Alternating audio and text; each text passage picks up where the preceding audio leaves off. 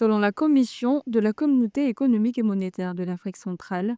l'économie de la région devrait croître de 3,4% en 2026, après 2,7% en 2025, avec une accélération attendue du secteur non pétrolier, principalement porté par l'agriculture et les travaux publics, et devant croître de 3,6% en 2026. Par ailleurs, selon les données de la Banque mondiale et de la FAO, la productivité agricole dans la région a connu une augmentation modeste, avec des taux de croissance annuels oscillant entre 2% et 4%, bien que ces résultats varient considérablement selon les pays et les niveaux d'investissement réalisés. Lorsqu'on observe la prévision d'un taux de croissance de 3,6% pour l'ensemble des pays de la CEMAC pour l'année 2026, on peut dire que c'est déjà intéressant, mais c'est encore très insuffisant par rapport aux besoins des populations. Dans un espace économique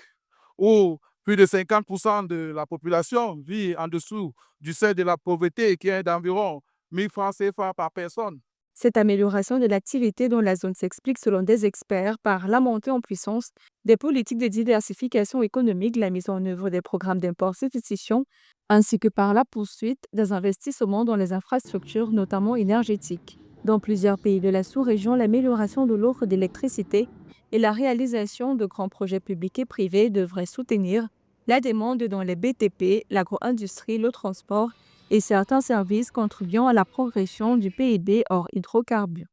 Il faut comprendre que les efforts en termes de croissance économique sont encore demandés et exigés. Il faut un taux de croissance d'environ 7% sur même 5 ans ou 10 ans comme ça pour pouvoir doubler le taux de richesse par tête et permettre que les populations de la CEMAC puissent améliorer leurs conditions de vie.